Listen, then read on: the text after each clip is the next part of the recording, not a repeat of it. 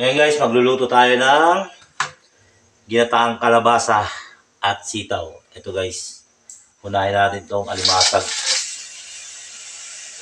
Patutuyuan muna natin ito. Unahin natin ito, lutuin muna. Takpan muna natin. Kaya natin siya maluto.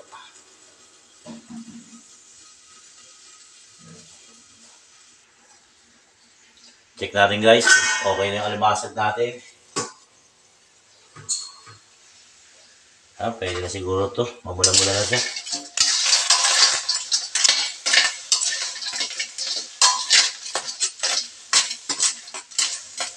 Pwede na yan. Lagay na natin yung ating kalabasa sa sitaw. Mamaya guys, may hipon. Pero sana natin ilalagay sa uli para hindi siya ma-overcook. Tak-tak ko na nga. Marami-rami ito eh.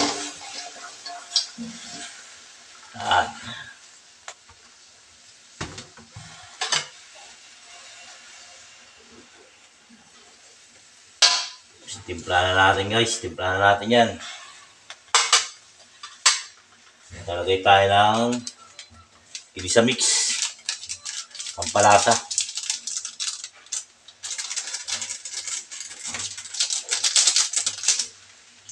Tapos bintang durog. Yan. Lagay na rin natin itong sili natin. Siling verde saka siling nabuyo. Tapos lalagay tayo ng asin.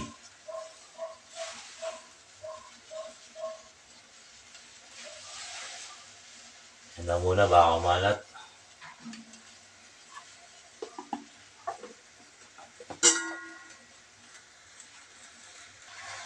Tapos lalagay ko na rin itong ating sibuyas, bawang, saka luya.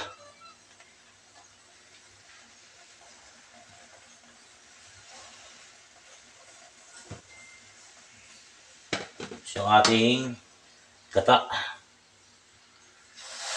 Kakanggata lang ito guys, kakanggata. Malapot na.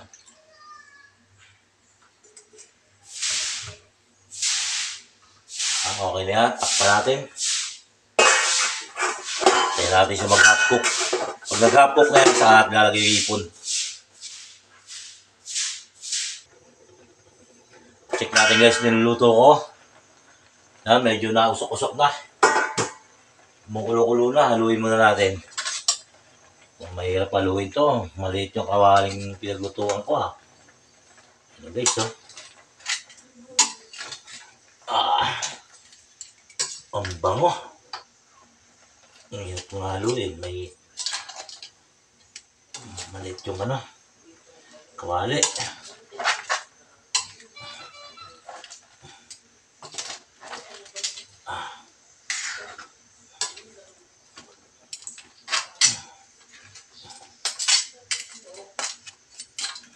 Grabe yung bango guys. Napit-napit na to. Luto na rin siya kahit paano. Lagyan na natin yung hipong guys.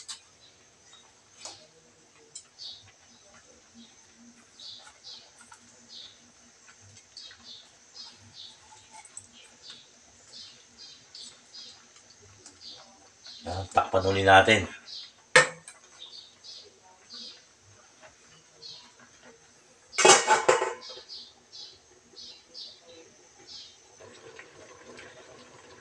Silipin ko ulit.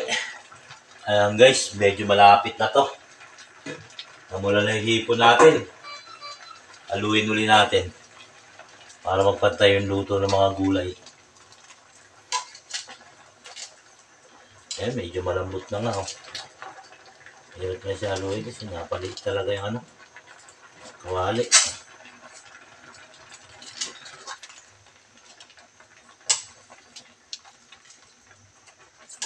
Ay, malambot na.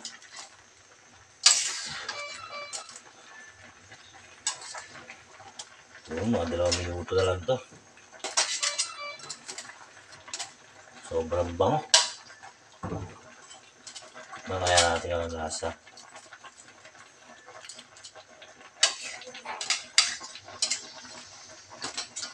Tingin nyo guys, masarap to. Matay ang kutsara. Bango eh. Sabi nila pag mabango yung luto, masarap daw yan.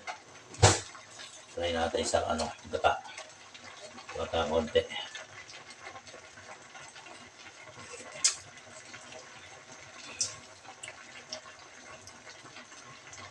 Sakto na yung alat. Manamis-tamis. Manamis-tamis yung kalabasa. Sarap ng lasa. Ayan, nadurog na nga oh. Isa na nga natin apoy. Ayan, kahit di na natin takpan to guys. Paluto na rin eh. Ayan naman, lambot na yung kalabasa oh. Kahit madurog na to.